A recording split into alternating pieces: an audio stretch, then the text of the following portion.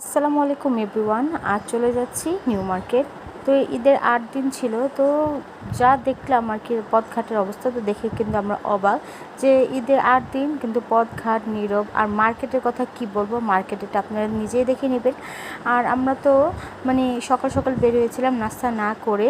তো আমরা ভাবছিলাম যে ওখানে গিয়ে আর কি কোনো একটা রেস্টুরেন্টে নাস্তা খেয়ে নেব, মানে মার্কেটে না, মার্কেটের বাইরে তো নাস্তা খেয়ে নিব।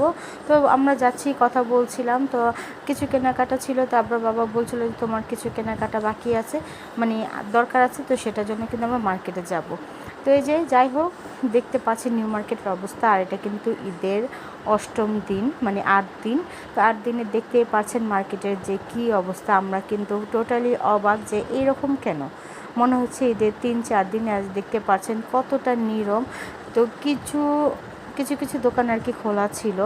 তো আমরা যাই হোক আমাদের প্রয়োজন অনুযায়ী কেনাকাটা করে নিলাম আর বেশ কিছু শপিং করেছিলাম। তো এই যে এখানে দেখতে পাচ্ছেন বোরখার যে সেকশনটা সেটা কিন্তু পুরোটাই বন্ধ, মানে যে এখানে আর কি বোরখা পাওয়া যায় নিউ মার্কেট আর কি, যে মসজিদের পাশে। তো এই যে দেখতে পাচ্ছেন, তো কয়েকটা দোকান কিন্তু খোলা ছিল আর বেশিরভাগই বন্ধ ছিল।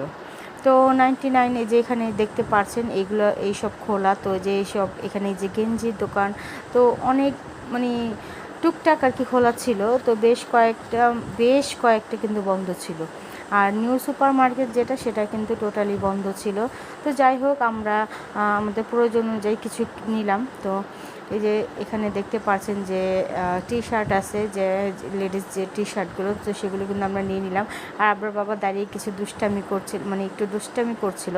তো ছেলে ছিল, তার ছেলে তো আর কি গরমে পুরো একেবারে নাজেহাল অবস্থা। তো ছেলের অবস্থা দেখে আর প্রচণ্ড ক্ষুধা পাচ্ছিল। তো এখান থেকে কেনাকাটা করে কিন্তু আমরা সরাসরি চলে যাব যে রেস্টুরেন্টে। তো এখানকার যে নাস্তাটা সেটা কিন্তু খুবই মজা ছিল। আর এখানে এসে আবরা বাবা খুবই দুষ্টামি করছিল। তো এই যে কিছু নাস্তা খেলাম এখানে। আর এখানে ডাল ভাজিটা কিন্তু অসম্ভব মজা। তো ডাল ভাজি নিয়েছিলাম, পরোটা নিয়েছিলাম, চা নিয়েছিলাম, তো কলিজা নিতে চেয়েছিল, আর স্যুপ নিয়েছিলাম। স্যুপটাও কিন্তু অসম্ভব মজা ছিল। তো যাই হোক, আল্লাহ হাফিজ।